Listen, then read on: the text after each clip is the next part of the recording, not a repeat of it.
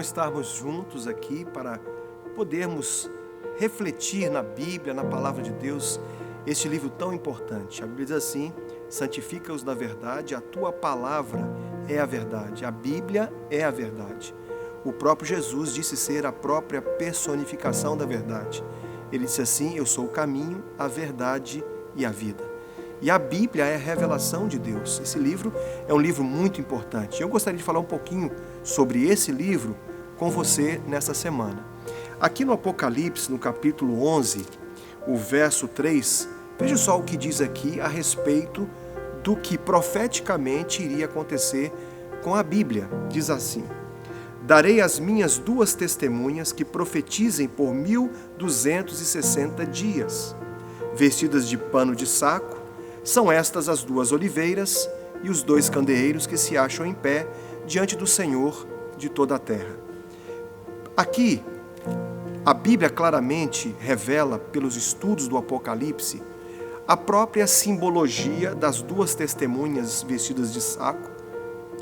E também diz a palavra de Deus que estas duas testemunhas são os mesmos candeeiros, que são dois, e as duas oliveiras. E é dito aqui que se alguém, verso 5, se alguém pretende causar-lhes dano, sai fogo de sua boca e devora os inimigos. Sim, se alguém pretender causar-lhes dano, certamente deve morrer.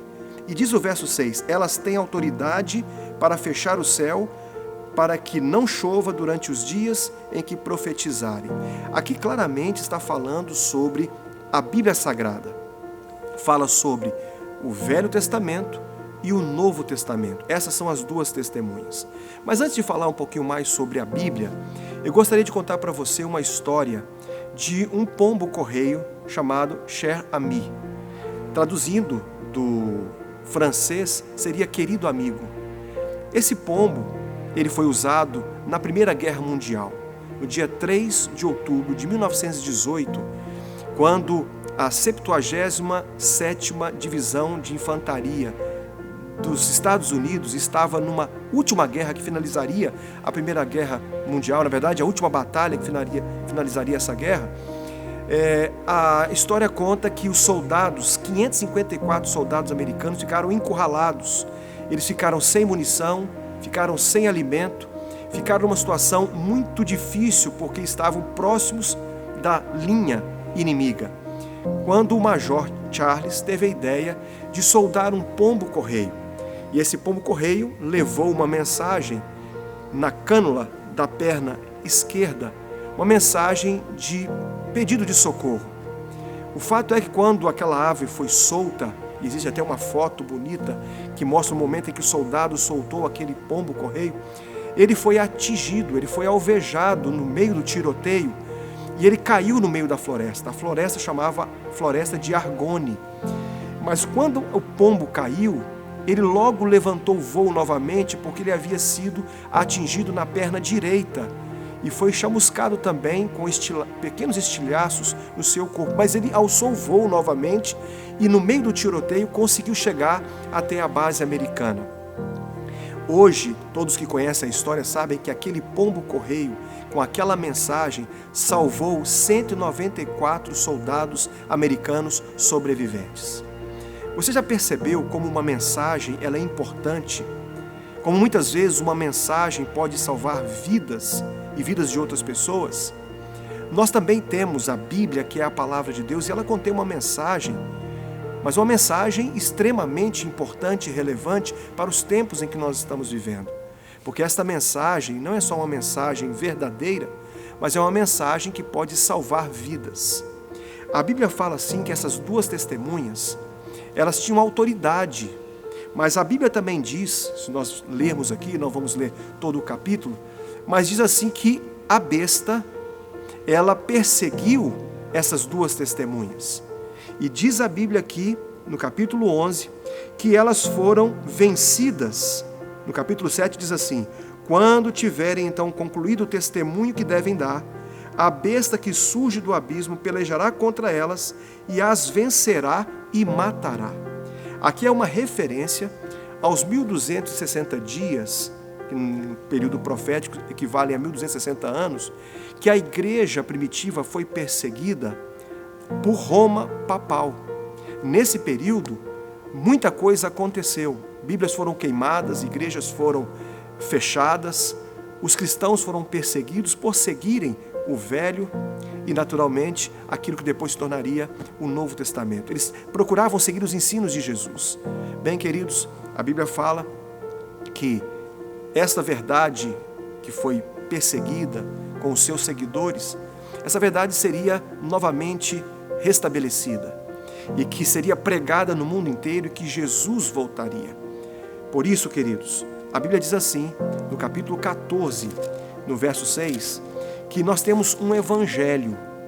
Esse evangelho, que é a Bíblia, que se refere também a essas duas testemunhas, o Antigo Testamento e o Novo Testamento, este evangelho, ele tem que ser pregado para que Jesus Cristo possa voltar. E aqui no capítulo 14, o verso 6 diz assim: E ouvi, e outro anjo vi voando pelo meio do céu, tendo o evangelho eterno para pregar aos que se assentam sobre a terra. Vejam a importância de se pregar uma mensagem, porque uma mensagem muitas vezes pode salvar vidas. E aqui diz assim que essa mensagem deveria ser pregada a cada nação, tribo, língua, povo, dizendo: temei a Deus e dai-lhe glória, pois chegada é a hora do seu juízo. Você percebe como é importante pregarmos e falarmos de Jesus para outras pessoas, falar da importância de que há um Deus Criador que precisa ser adorado e reconhecido. A Bíblia fala também no capítulo 8, seguiu-se outro anjo seguindo, dizendo: caiu a grande Babilônia, que tem dado a beber a todas as nações do vinho da fúria da sua prostituição. Aqui é uma referência a um sistema falso religioso, a besta, que se contrapõe às Escrituras Sagradas e que deve cair, porque o juízo de Deus vai chegar. Então, o nosso papel como igreja é participarmos da pregação do Evangelho, falando para os outros aquilo que está registrado na Bíblia Sagrada.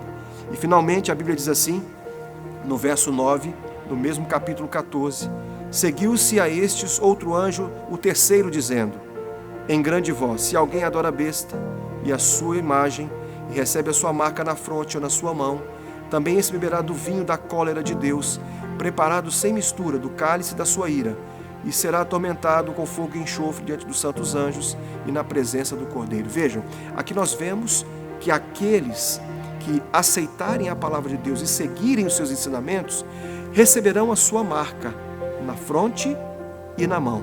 Da mesma forma, aqueles que desobedecerem a Deus receberão também uma marca na fronte e na mão.